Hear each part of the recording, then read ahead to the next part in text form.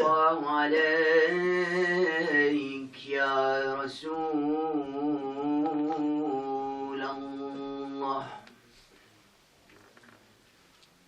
صلى الله عليك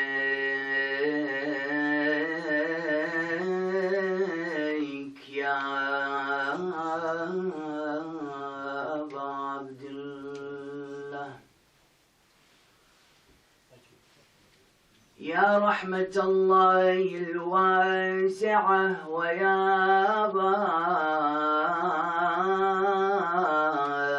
نجاة الأمة يا ليتنا كنا معكم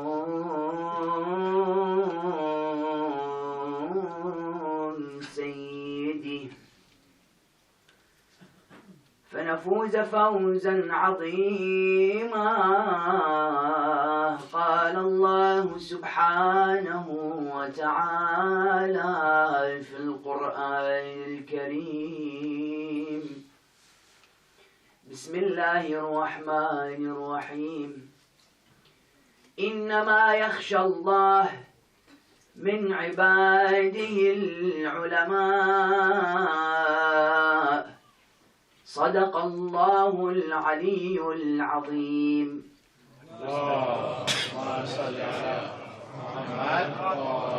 Respected brothers and sisters in Islam, Assalamu alaikum wa rahmatullahi wa barakatuh. Every Imam has mastered every quality. That as any job requires necessary conditions to attain that job, and conditions and qualifications, there are also qualifications to become an Imam. Of those characteristics needed, for example, courage. Of those necessary qualities, austerity, seriousness, sincerity, bravery, yes, and knowledge as well. That you'll notice the highest level a position a human being could reach is the position of Imamate. That when you come to the Holy Quran, Allah subhanahu wa ta'ala in Surah Al-Baqarah, chapter 2 of the Holy Quran, He gives us the example of Nabiullah Ibrahim, to where He says that Allah tested Ibrahim. Bismillah ar-Rahman ar-Rahim. وَإِذْ ابْتَلَى إِبْرَاهِيمُ رَبُّهُ بِكَلِمَاتٍ فَأَتَمَّهُنَّ قَالَ إِنِّي جَاعِلُكَ لِلنَّاسِ إِمَامًا. Allah Azza wa Jal, after Ibrahim was a prophet, he was tested and then attained imamah. That sometimes we're accused of being ones who exaggerate in the status of the imams when we say that the imam is higher than the prophet. Quran comes and proves this.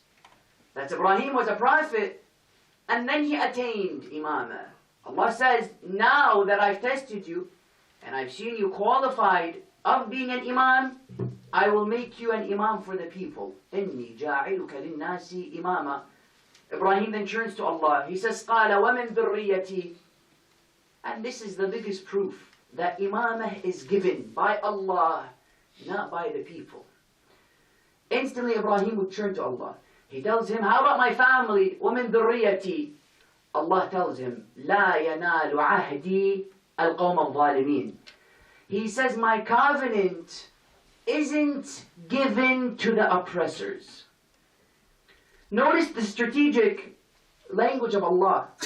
He didn't say that the oppressors don't come to my covenant. Allah says, my covenant doesn't go to the oppressors. لا ينال عهدي القوم الظالمين. My covenant doesn't go to them. In other words, Allah is saying that I never allow men to come towards positions. I am the one who gives positions towards the men. That's why it's very funny when you see people who come and say so-and-so was chosen by a council and so-and-so went to a saqifa in which he was appointed and people chose him and they didn't choose Ali ibn Abi Talib. All of this has no place in the religion of Islam. Allah Azza wa Jal, He comes and He says that مَا كَانَ لَهُمُ الْخِيَرَةِ. It isn't for the man, for them to decide, for the people. The people don't decide who is in charge. Hence you'll notice whenever Allah speaks about imamah, or He speaks about a position within the Holy Quran, He always uses the key term ja'ala. He says, إِنِّي جَاعِلُكَ. This ja'ala is vital. Allah says, I have appointed you to the people. Yes? Allah subhanahu wa ta'ala says, إِنِّي جَاعِلٌ فِي الْأَرْضِ خَلِيفَةً. Always when He speaks to Adam, ja'ala. Speaks to Ibrahim, ja'ala. That Allah appoints, and He makes this clear within His book, that He appoints, not the people. That Ibrahim was tested, and he then attained imamah. In other words, there are vital conditions that you need to have to be an imam.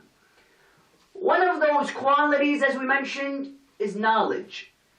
And sadly, we have limited certain qualities to certain imams. And we only know that imam for that quality. Imam al-Sadiq was just as a fighter as Ali ibn Abi Talib. Imam Amir al-Mu'mineen was just as a scholar as Imam al-Sadiq. Every imam had the ability to be a spiritualist like Kazim.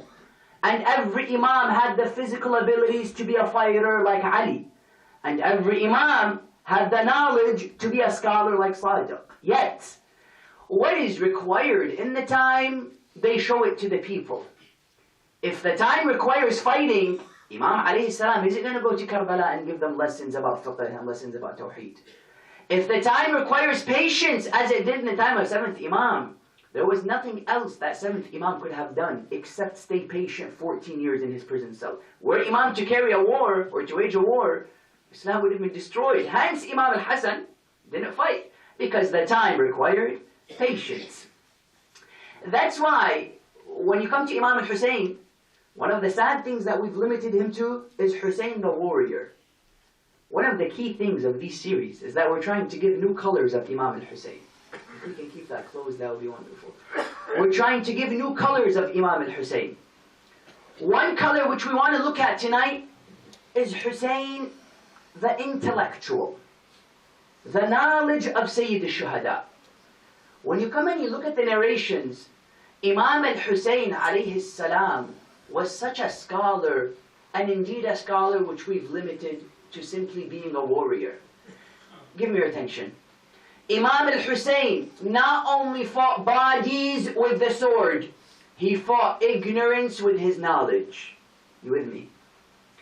Imam al-Hussein alayhi salam was a fighter, that we agree upon. What did he fight? On Karbala he fought bodies. He fought what? He fought physical. Yet throughout his life he was fighting ignorance.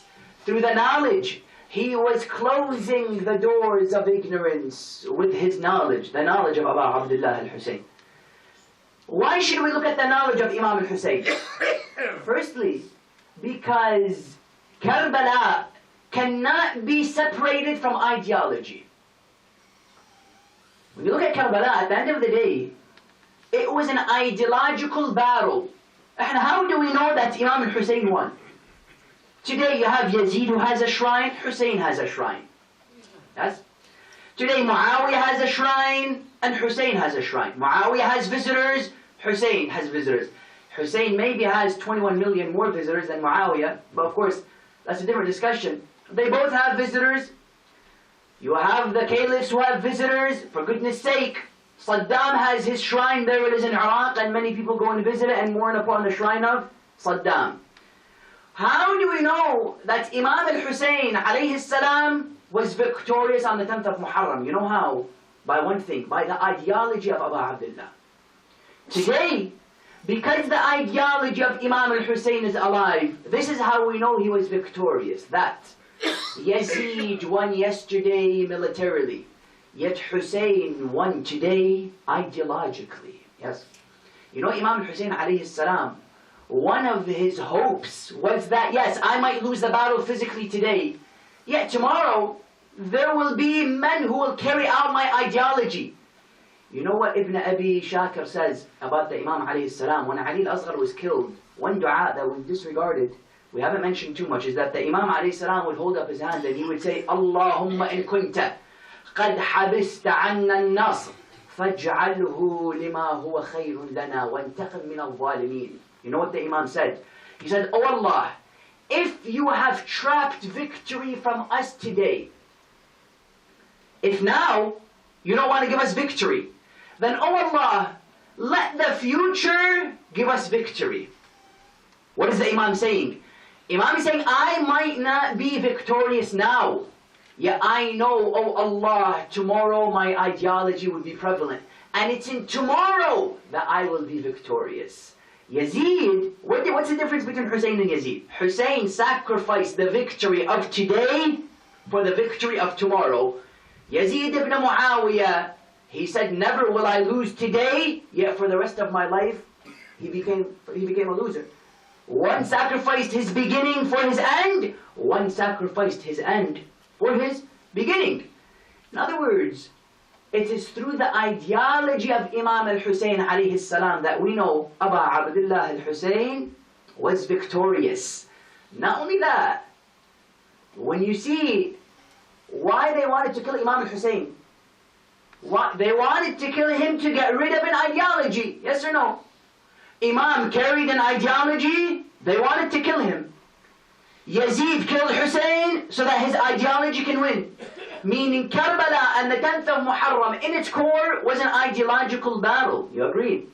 One wanted his ideology to be prevalent, and another, he was saving his ideology through his death. That's why, just as they killed Hussein so that his ideology can die, we shouldn't be ones who limit Hussein simply to the emotion. Wallah, it's one of the saddest things, and let me tell you please, it's one of the saddest things that you realize in the world today. There are some who have limited Imam al-Hussein alayhi salam simply to a tear. All Imam al-Hussein alayhi salam is to him is that he comes to Muharram, he wears black, he sheds his tears, he beats his chest, and he hits his head. Now, are these acts good or bad? Mourning Aba Abdullah al-Hussein is a fantastic thing. There are some who have come, limited the whole movement, the whole Karbala, the ideology, the philosophical aspect, the intellectual. What does he tell you?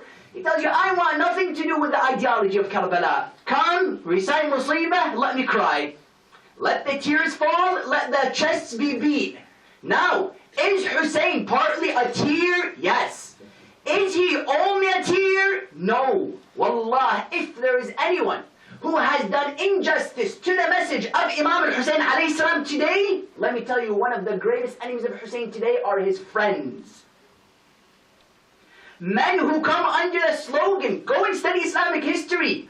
Who were the ones who tried to diminish the greatness of Islam? Ka'b al-Ahbar, who was a Jew who came under Islam. You agree or no? History is there. Abdullah ibn Munabbih, Jew who came under Islam. Yes? And the caliphs were there. You look at somebody, Wahab ibn Salam, for example, Abdullah ibn Munabbih, yes? All of the Ka'b al-Ahbar, Jewish advisor of Yazid ibn Muawiyah, all of these men, what was their issue? They were Muslims who came under the umbrella of Islam and did havoc to the religion that you and I have.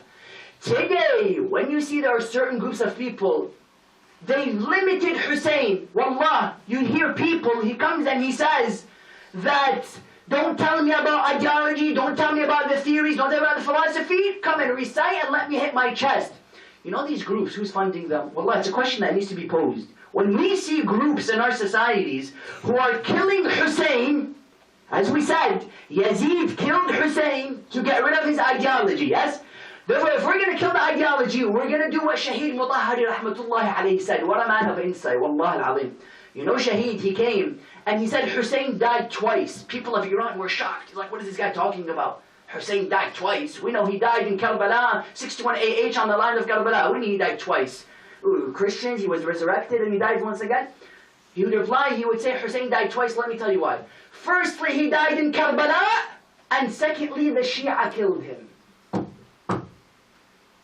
Let's think. What does that mean? Firstly, he died in Karbala. Agreed. Shimr and the whole incident. What do you mean the Shia killed him? Shia killed him when they limit him simply to a sword. You agree or no? When they limit him simply to a tear, yes or no? When they limit him simply to a strike on the chest, yes or no? Hussein in his greatness, I don't know, they're so talented. They were able to compact him to a little strike, to a little chain, to a little sword. That's all Hussein is? Allahu Akbar. Don't only curse Yazid, because you might be the Yazid of the time. Question. Who is behind these kinds of groups? Don't take it from me. Take it from reports which have been written. Go look at Kayhan News, Iranian agency. They wrote a report which comes and tells you who is behind such groups. They say their strength comes in a number of things. For example, they're strong when it comes to organization. They're small but organized. You can compare them to the Jews. Small but organized. What else do they have? They use media. Today, if you turn on the channels, this group, media is what is contaminated by their presence. And they have channel after channel.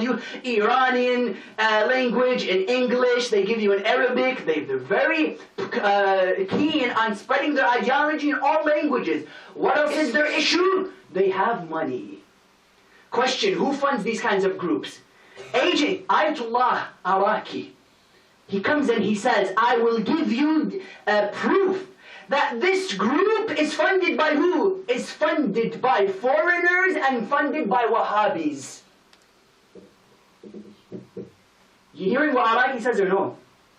The groups which we think are the enemies of Islam, Wahhabis, who else is an enemy to Islam? Wahhabis and who else? The Zionist movement. When you put these two groups together, yes? You put them together and Ayatollah Araki comes and argues, he comes and he says, I'll give you proof that it's this group, these two entities are funding them. And wallah, you'll be surprised how they can build mosques even here in London. Yes, they have their mosques here, and they're there, and they have their TV channels, and people are giving them money. And all he has to say is things. He's sitting in the basement, yes? He's in the basement. And he's producing students who nowadays are going up on the minbar and speaking as well. He's sitting in the basement.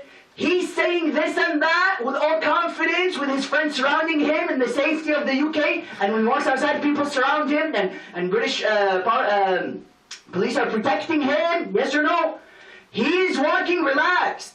In his basement, he says whatever comes to his mind. People in Parachanar, you agree, are being killed because of him?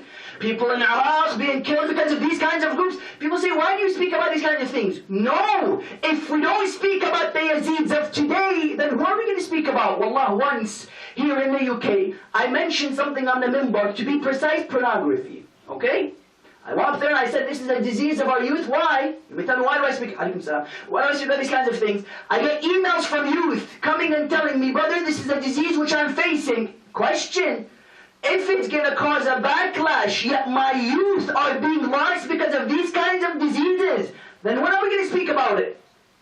If the minbar wasn't to discuss the... Wallah, a man would come to me in that very Jama'ah, he would tell me, speak about history.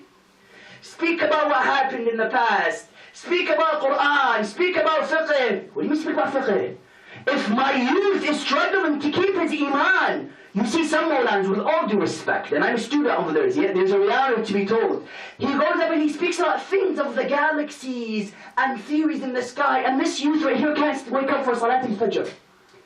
Ya akhi, you're going to come and speak about the esoteric aspects, which is all fantastic, and even we're going to discuss these kinds of things in this series. Yeah, you're going to come and discuss these kinds of things, while this youth before you struggles to wake up for Subuh, struggles to keep his eyes away and his hands from watching certain things. Yani, if Hussein didn't come to transform the youth of today, then what did he come to do? Simply to entertain me and give me a novel to be read year after year, close the book and open it up next year?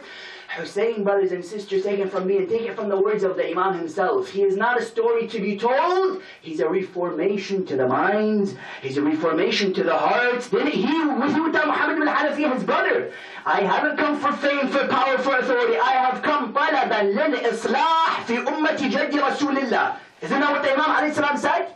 I have come for reformation. Allahu Akbar. These groups, don't be surprised who they're funded by. The ones who are with Mahdi and Jesus have united.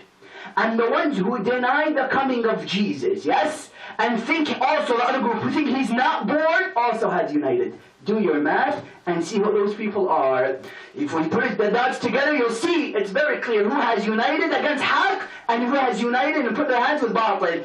The world slowly, brothers and sisters, let me tell you, slowly, they're beginning to know that the ideology of Hussein is becoming clear. Deals are being struck with countries of Ali ibn Abi Talib, yes or no?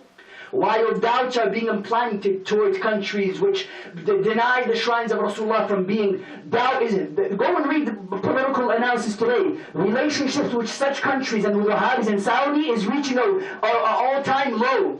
And relationships with the followers of Ali ibn Abi Talib is reaching an all-time high. That when the hadith comes and says Rasulullah or Imam Mahdi would come, Ajjallah ta'ala for the Sharif, he will come and everyone will be saying La ilaha illallah. We begin to see the evolution, how slowly Haqq is beginning to become known.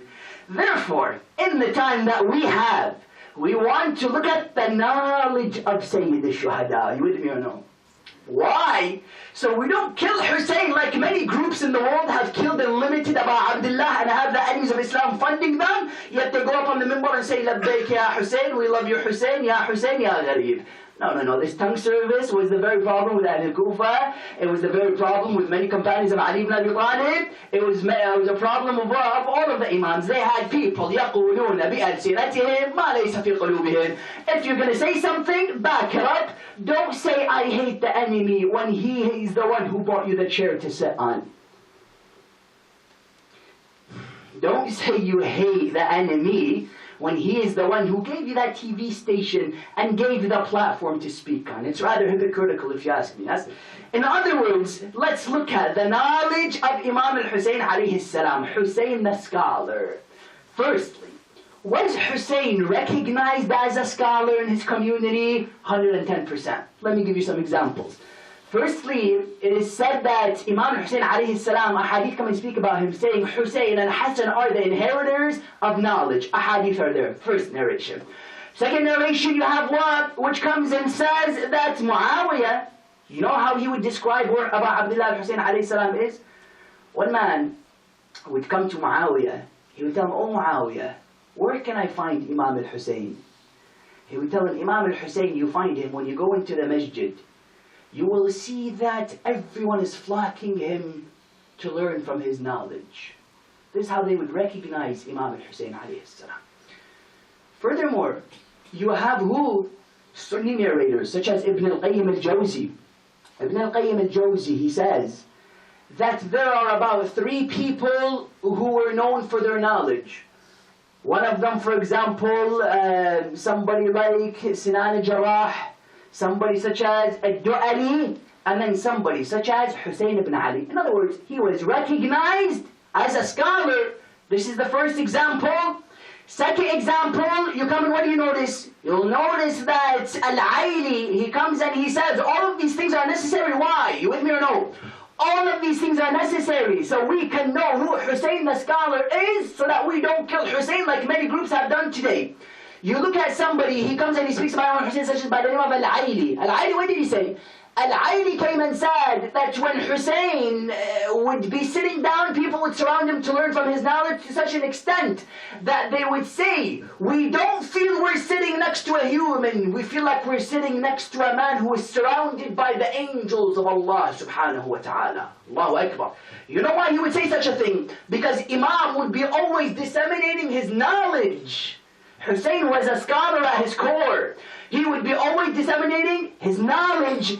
In other words, you'll notice not only that, many scholars would approach Imam al-Hussein for knowledge. Let's see how this happened. Look at somebody like Abdullah ibn al-Abbas, the scholar of the era, son of Ibn al-Abbas, a scholar like his father.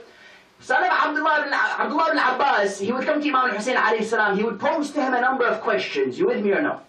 He would tell him, for example, O Imam, what is the ruling of a child? When should we forgive him? When should we forgive the child? He would tell him, whenever the child begins to cry, it's incumbent upon you to forgive him. And this is a lesson for all of our children, for all of our fathers, with due respect. You'll notice, at least in some communities I know, for example, the Iraqi community, when the son cries, that's the sign where you begin to beat him even more. That's the green light to keep on going. That really isn't an Islamic philosophy. Islam, as Abdullah al-Hussein alayhi salam came and told Abdullah ibn Abbas, when he cries, that's the red light. Not the green light to keep on going, and rather to go 90 miles per hour, but before you were going 70, you increase the speed. That's what he would ask him. He would continue to ask him. He would tell him, "Oh Imam, what is the ruling on drinking while standing?" Because sometimes we have heard the hadith that sitting down is mustahab. Yes, it might be mustahab to sit down and drink. Yet Abdullah ibn Abbas wanted this clarified from the source of knowledge itself. He would tell him, "Oh Imam, what is the ruling on a man who wants to stand and drink water?" He would tell him, "Let me tell you very clearly. You see that camel? Let it come to me." The camel comes to the Imam. He milks the camel and he begins to drink from it while standing. He said, "Did you get your answer?" He said, "Yes." It's not an issue. In other words, they would always ask the Imams for questions, specifically about Abdullah. He was known as a scholar of the era, yes? He was known as the scholar of the time. Furthermore, if you want to know the knowledge of Imam Hussein, come and look at his position in Ahadith. Allahu Akbar. The position that Abu Abdullah played when it came to Ahadith was central, and you can argue second to none. Firstly, how many people, about 20 individuals, Ahadith come and tell us, narrated Ahadith from Imam Hussein alayhi salam. They took from him. That's the first aspect. For example, who? Fatima bint al-Hussein, Sakina bint al-Hussein, Imam al-Baqir, Imam al-Sajjad, somebody like Akrama ibn Uthman, somebody like Sinan ibn Dawood, somebody such as, furthermore, Farazdaq himself. About 20 names they give us of men who narrated knowledge from Imam Hussein alayhi salam. Who did Imam narrate from? Imam alayhi salam narrated namely from three people. Firstly, from who? From Rasulullah. Look at the hadith in which he mentioned, on the authority of Muhammad ibn Abdullah sallallahu alayhi wa alayhi.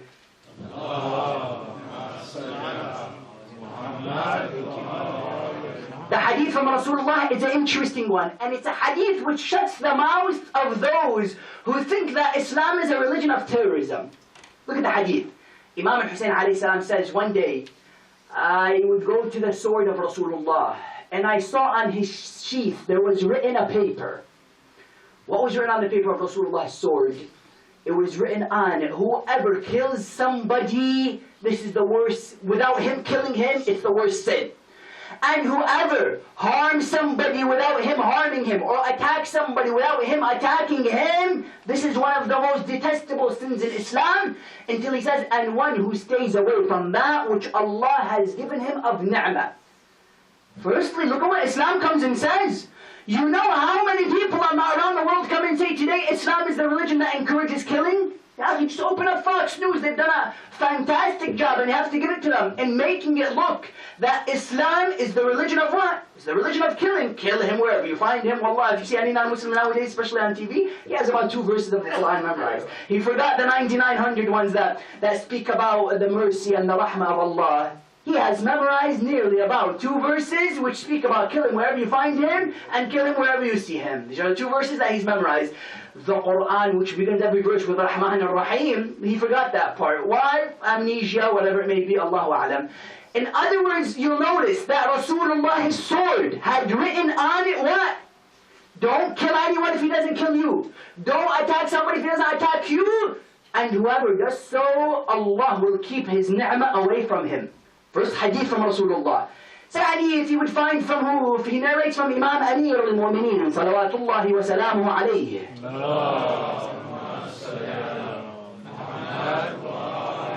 The hadith from the Imam alayhi salam is powerful. You know what he narrated on the authority of the Imam Amir al-Mu'mineen? He said that Ali ibn Abi Talib has said, do not indeed do something where you become excessive in it.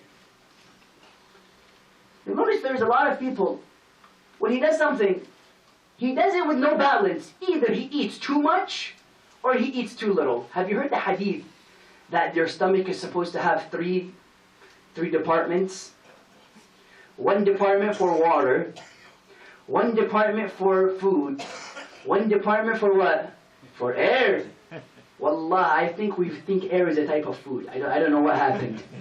Air, I tell you, if you haven't hear it from me, air is not a type of food, brothers and sisters. Air is what we're breathing right now. He would tell him, don't do anything excessively. Don't do anything excessively.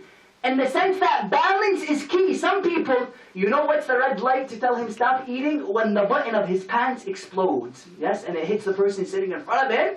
That tends to be the red light of telling him stop eating. No. Islam comes in and says, خَيْرُ الْأُمُورِ أَوْسَطَهَا. The best of conditions are the ones that are medium. We've made you a balanced ummah. Quran comes in and says, so on and so forth. What did he narrate from Fatima to Zahra? Fatima to Zahra alayhi salam has a very powerful line. Give me your attention on this vital point. Fatima alayhi salam, he would narrate from her authority, where he would say, do not, on the authority of Fatima to Zahra, where she would say, whoever from day till night didn't do anything, he is a loser. I have some friends. You ask him, what did you do today? He tells you, I played, Call of Duty, or whatever these games are nowadays. I played. How many hours did you play it? Well, I have a cousin. His eyes were shot red. I said, he must have had a khushu' today in his salah. His sujood today must have been a powerful one. My cousin, what did you do today? Call of Duty, 14 hours. 14 who? How would you know about I don't need 14 hours. Give me 14 ma'soom. How would you know about that? Allahu Akbar. And it's an ability. Wallah, you have to sit down for 14 hours. That concentration, and this is on a serious note. When they have that ability to concentrate in video games, that's excellent. You know why? Because that shows he has the ability to concentrate. You just need to take it and channel it towards another direction. Channel it towards Salah, channel it towards Quran. That shows that he has the seed of the ability to concentrate. Some can't even concentrate. Fatima alayhi salam says, if from day until night you haven't done anything, you are a loser. You know what 6 Imam alayhi salam says? If 2 of your days are equal, you are a loser. Allahu Akbar.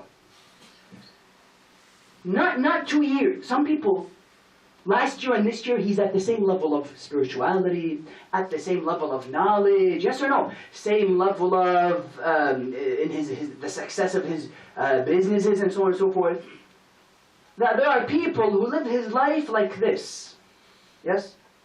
There are others, he lives his life like this. Goes down, gets worse and worse. That's even more dangerous than being balanced. There are others who know he's constantly struggling till he becomes a better human being. Brothers and sisters, the goal is not to reach perfection, because we can't reach perfection. Nobody can become perfect except in the Imams, the Prophets, and who Allah has sent. The goal is to die striving towards perfection. You can't reach perfection. Maqam Mahmud is only something attained by the Prophet of Islam. You cannot attain perfection. The goal is to die while continuing to climb the hill. The peak of the hill, we don't know where it is. إِنَّكَ كَادِحٌ إِلَىٰ رَبِّكَ كَدْحًا فَمُلَاقِيهِ. Quran comes and says, you're struggling and striving to what? Until you meet me. When do I meet Allah? Until death. Therefore, I keep on going there. Fatima says that, following. In other words, Imam narrated from some, and some narrated from him. Yeah, in the time that we have remaining, we want to look at what are the aspects of knowledge that the Imam himself spoke about. What did the Imam speak about? His ahadith are replete within our books. I'm going to give you nearly about 5 aspects of the knowledge of Imam Hussain alayhi salam. Let us see, what did the Imam say, so we know who Hussein the scholar is, and we don't kill him like many have done today. Firstly, you come and you look at the practical narrations of the Imam. Practical in what sense? Firstly, social. Imam has a fantastic hadith in which he gives you the brother. What is the definition of the brother, Ya Aba Abdullah? The friend. He says the brothers are 4 types. Firstly, you have the brother who is your friend and he is for you and for himself. That's the first one. The second one is just for you. The third one is due to you. He's in need of you. And the fourth one, neither is he in need of you, nor is he in need of himself. Neither is he there for you, nor is he there for himself. Let us see, what does the Imam mean by these four different types? First example is one who is there for you and for himself. This might be the majority of human beings out there. When you make a friendship, you see that there is some interest in this friendship, where you can gain something, and also you can make his life better. He has a bit of selflessness in his personality. He's neither for himself completely nor for you completely. That's the first one. The second one, he's in there for you. This kind of human being is rare because he's completely altruistic. There is nothing in him for himself. Everything he does is for you. He's completely detached himself from greed. He's detached himself from self-interest. He's completely there for you, altruistic inside and out. That's the second one. The third one, he's due to you. And this one is a dangerous one. Imam comes and says, this one, he's in there simply to see when can he make a deal out of you. When he can make an opportunity from you. When can he get a job through you? When can he find a wife? Through you. When can he just make his life better through you? It's basically simply opportunistic. Just as Imam Salih comes and says, there are those who are with Allah just opportunistic. They just want his heaven. This kind of a friend is in the same basket. The fourth one, I don't know how to explain him. Neither is he there for you, nor is he there for himself. It's like befriending a cucumber. I don't know how to explain it to you. Neither is he there for himself, nor is he there for you. I don't know how you explain it. Imam comes and says, this person is a fool, and Allah has removed any mercy from him.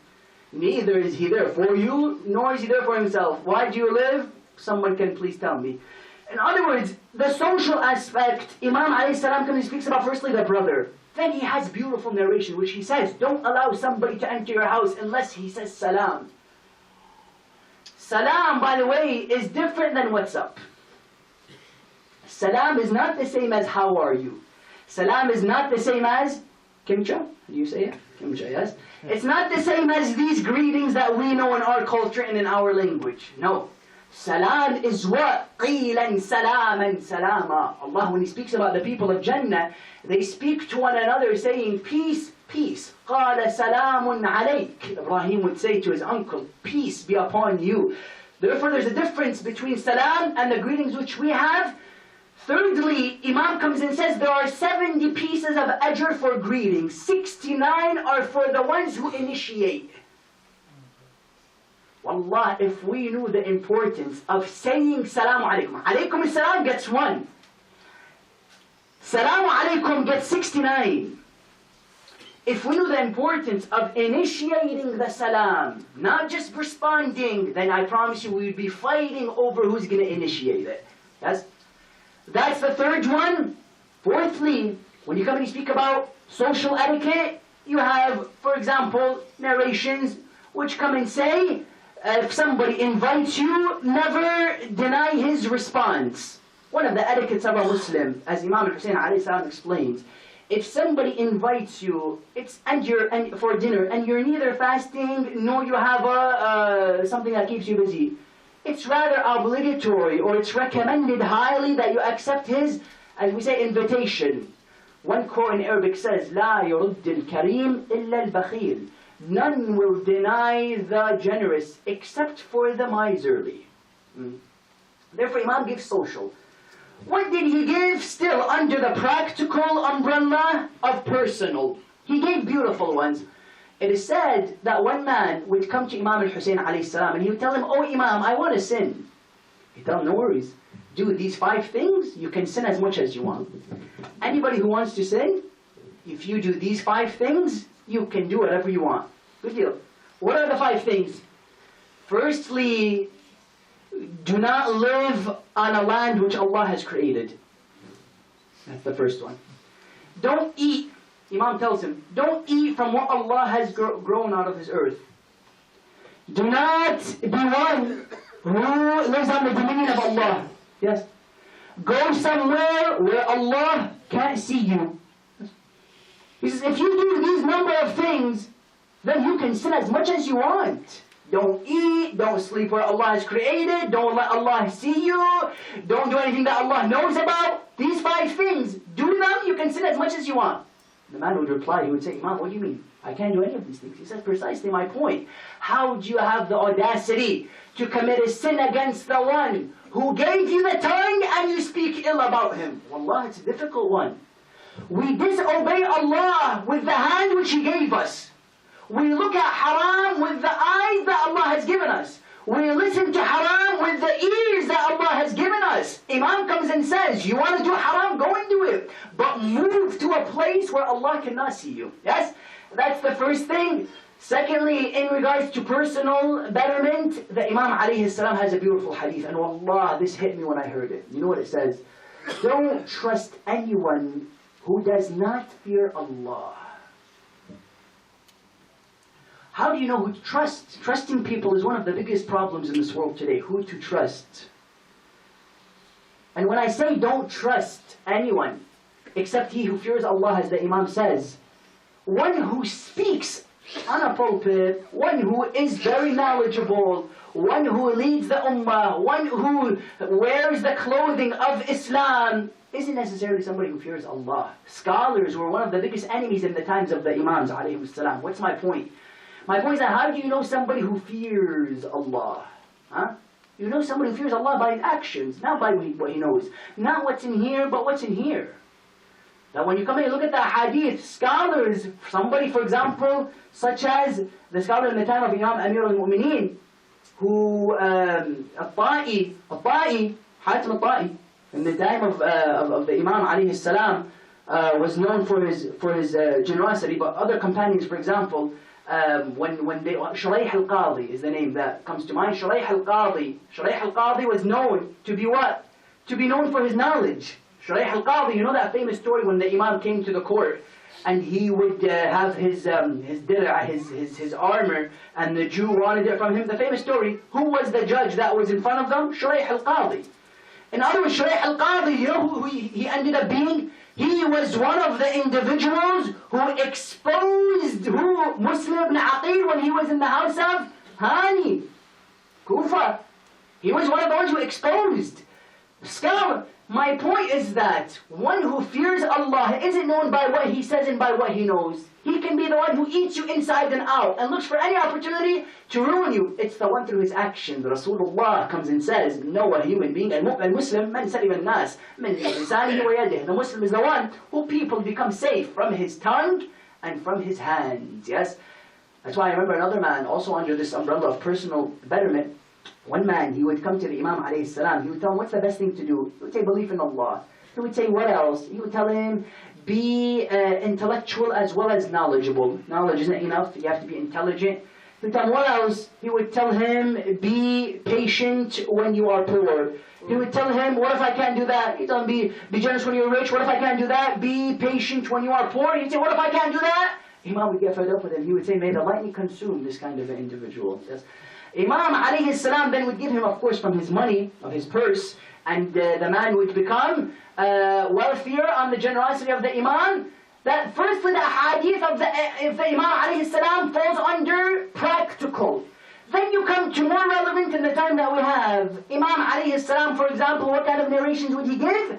He would give narrations that dealt with charity. There's a beautiful narration of the Imam where he speaks about charity.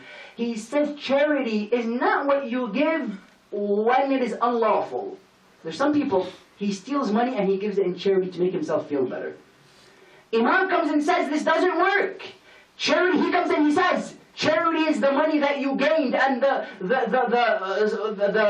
means which you gained while your face was smeared in the dust and your face was soaking with sweat. Allahu Akbar. He says that's real charity. Huh?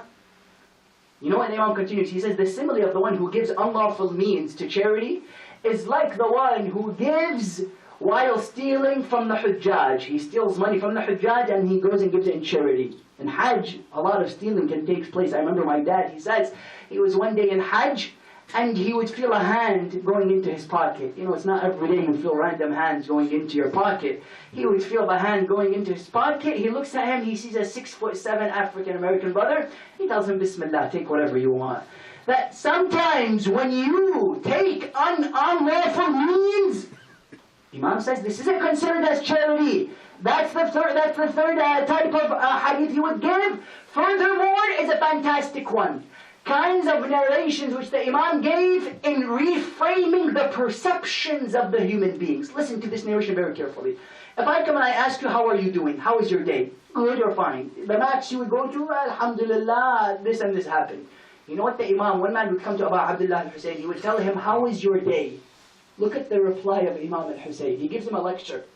He tells him, my day I began knowing that Allah is watching me, with death before me, knowing that death seeks me, and knowing that indeed that hell is before me. I cannot get that which I want, nor can I stay away from that which I don't want. I'm stuck in a whirlpool of my deeds, until he tells him, I am living a life in which I know everything I do, I will be standing before God and asked upon it. Therefore, who is more needless and helpless than me? Imam, he just asked you how are things going. What is the Imam doing? Imam completely reframed his mind. He's telling him, when you wake up, realize a number of things. Realize God is above you. Death is... How many of us wake up thinking about these things? We think about our business, we think about money, which is great. Going after means for your life is fantastic. Yet the Imam says, wake up knowing that God is before you. Death is seeking you. Hell is under you. You can't stay away from what you don't want, and you can't get that which you do want. Therefore, Imam says, who is more helpless and needy than me? Allahu Akbar. Imam is reframing his mind, yes? Therefore, in social ahadith, regarding charity, telling them how to do things. What else? In regards to changing and reforming their perceptions. And then lastly, in the time that we have, theological, which is rather key if you ask me in this discussion. Imam alayhi salam would be approached and asked about key issues which our youth are facing. Why do I mention these kinds of things? Because these are issues which implant down in the minds of our youth and even maybe in our minds. Issues such as predestination. Imam alayhi salam comes forward and explains predestination on a letter which Ibn Hasan al-Basri would send to him. What would the Imam alayhi salam reply? He would tell him, oh Imam, what is predestination? If you want the details, you can find it online. He would reply in detail. What would he say? He would say, for example, it's wrong upon a human being to think that evil comes from Allah. And it is wrong for a human being to know or to think that destiny isn't true. That there is good destiny and there is bad destiny. Yeah, then he continues speaking about free will, which is key in the discussion about predestination. He tells him it is indeed Allah who has given you the ability to do what you want. The discussion of predestination is a vital one. What do we think? Because you have the Ash'arites, you have the Jabarites. Muhammad came and said, neither is it completely robotic and predestined, nor is it complete free will. What is it? It's in the middle. You do certain things, yet your age, your color, for example, your family members, your height, your eye color, these are things which are predestined. You can see it, as many ulama can explain beautifully, as a big circle, which is predestination. A small circle of free will in the middle. In other words, the Imam alayhi salam would explain predestination. Furthermore, one man would come to Abu Abdullah and he would tell him, what does Samad mean? قل هو الله أحد الله الصمد. What is Samad given Rasulullah? Imam would go on a rant, giving him simply what one word means. You know, sometimes there are certain games, you touch something and all of a sudden it expands into something bigger. For example, I don't know these games that didn't exist. You touch something and it expands, it gives you a whole new world. Imam alayhi salam, you touch one word, he explodes into a whole beacon of light and knowledge for you. Yet he needs to be touched. And the time Ali ibn Abi Talib, the problem was that they wouldn't even approach him. They wouldn't push the buttons. One man would come to him. He would tell him how many, he would say, Saluni, ask me, I know more than the skies and the earth. One man would ask him, how many pieces of hair do I have in my beard? You know what the Imam replied to him? Wallah, the hadith is interesting. He would tell him, if I want to, I can tell you. But you have near every piece of hair a shaytan sitting next to it. Yes. He would tell me, you have a shaytan sitting next to each piece of the hairs on your beard, that they were beacons of knowledge, you just needed to press it. One man pressed the button, let's see what happened. He told him, what is Samad? He would respond to Imam alayhi salam. He would say, Samad is that you realize, lam yalid. He does not give birth. Meaning what? self-sustaining, Samad, as many translate, if you go to some translations, Samad, self-sustaining, he doesn't independent, but it's a unique type of independence. In what sense? He said it's clarified, Imam says, by lam yalid and walam yulad. As for lam yalid, he doesn't give birth, meaning there's no thoughts that come from Allah. Imam says there's no dirt that comes from Allah like dirt comes from a child. There's no grief, there's no sadness, there's no happiness from Allah. And when he says lam yalid, he doesn't give birth, not only to human beings, as we can falsify the whole discussion of Christianity and Jesus with this argument, he doesn't give birth. No, but even on an emotional, on a sensational, and on a sentimental level, grief doesn't come from Allah, nor does sadness, nor does happiness. Lam yalid, walam yulad. He doesn't originate from everything. One day a man would come to one of the Imams, he would tell him, when was Allah born? He said, tell me when he didn't exist so I can tell you when he was born. You tell me, oh Imam, when did Allah die? When will he die? He tell me when he will never exist so I can tell you when he will die. Otherwise, Imam would tell him, lam yalid wa Samad in complete detail. Then one more example in the time we have is what? Monotheism. One day, Ibn Abbas would be standing in his ummah, to which he would be speaking about animals and ants and mosquitoes. One man by the name of Nafi' would come to him, Nafi' ibn Arzaq. He would come to him, he would tell him, oh Imam, he would tell him, oh Ibn Abbas, speak to us about the God that you worship. You're speaking to us about mosquitoes and ants. What are you doing? Speak to us about God. Instantly, he would put his head down, and Abu Abdullah was sitting near him. He would tell him, Nafi', come here. He would say, I didn't speak to you. I was speaking to Ibn Abbas. It's almost as if he was afraid of the Imam. He said, Ibn Abbas, I can deal with him. It's kind of difficult to deal with you. Maybe I can do something with Ibn Abbas. He would say, come here. Ibn Abbas would stand up. He would say, this is Hussein who comes from the family who inherit knowledge. Allahu Akbar. He would go to Imam alayhi salam. He would tell him, firstly, do not go too deep into monotheism. When you go and you read the books, there are many times where the Imam comes and says, don't go too deep into God. Don't go too deep into monotheism. Don't go too deep into Quran. Question, why are they telling us this? We thought it's great to go to the Hawza and go until you die, read the books. No, when he says don't go too deep, Imam alayhi salam is trying to give him something on his level.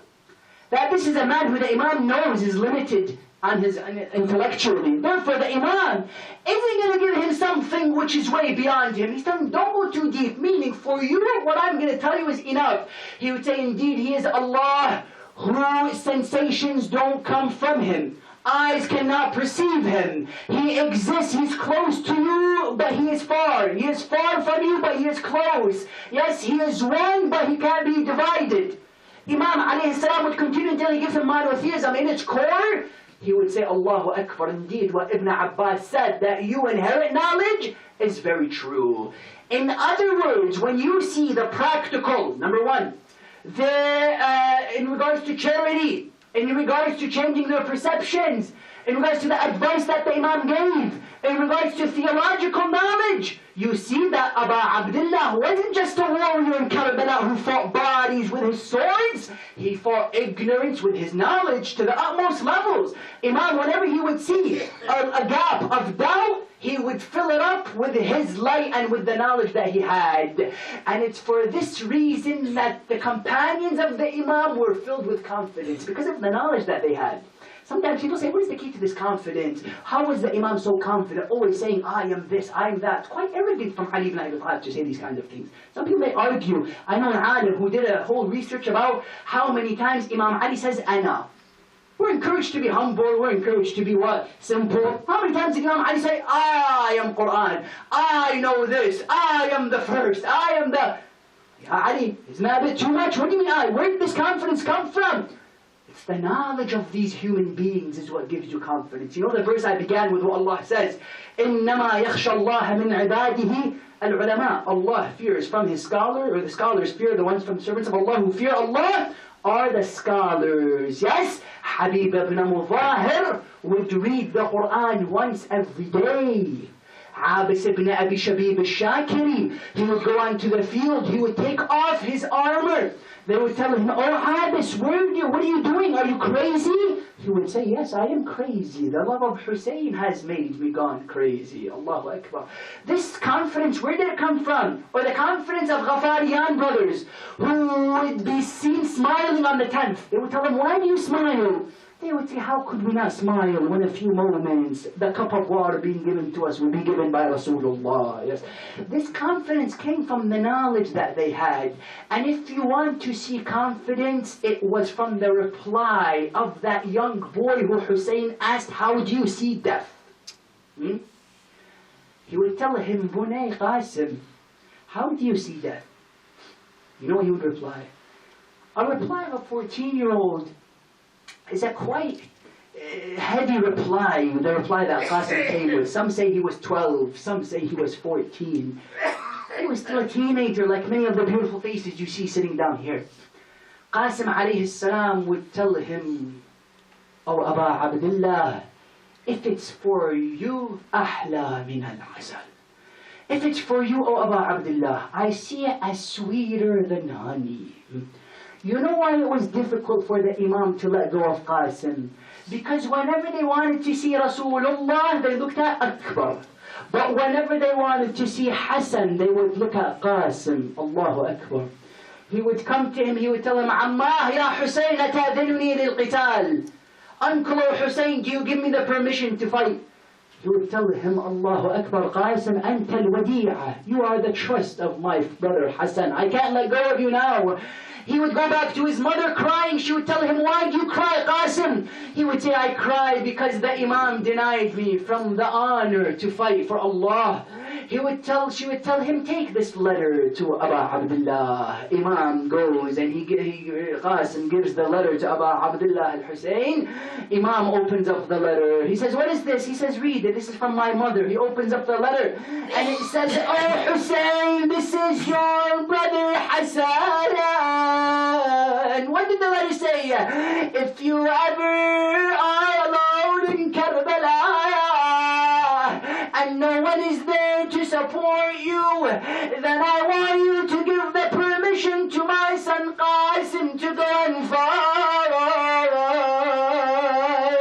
It said that when he came out of the tent walking towards the Imam began to cry. You know why? Because he saw Qasim wearing the turban of Imam al-Hassan. He saw Qasim wearing the clothes of Imam al-Hassan, walking to him, reminding him of his brother. Anyone who has lost a brother, you know the special, wallah, there's a special relationship with the brother. When he saw Qasim coming, flashbacks of his life with Imam al-Hassan came to him. He would tell him, "Qasim, I must give you the permission now." Qasim goes on to the field saying, "Aingin tankuruni fa'ana najlu al-Hassan." If you don't know me, then I am the son of Hassan. I strike you with my sword, a powerful strike. Ajarakumullah. Qasim, while he was fighting, his sandal rips open. Qasim goes down to fix his sandal when an enemy of Allah comes down, strikes Qasim on his head. Qasim falls onto the ground. Yeah, he says, "Adrikni Ammah ya Hussein." "Oh Uncle Hussein, come and aid me." Qasim, Imam al-Hussein alayhi salam comes to him. He sees him in his last moments. He says, "You have made your father proud, oh Qasim." Qasim closes his eyes. Qasim leaves the world. Allahu Akbar.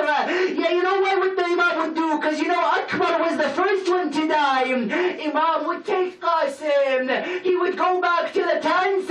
He lays Qasim down to his left and lays Akbar down to his right. And the Imam lays down between them. I say, "What were you doing, oh Aba Abdullah? How much your heart was hurt? You had to sympathize." The poet says, he says, "Qasim to my left, Akbar to my right. How I wish their mother would never see this side." Bismillah.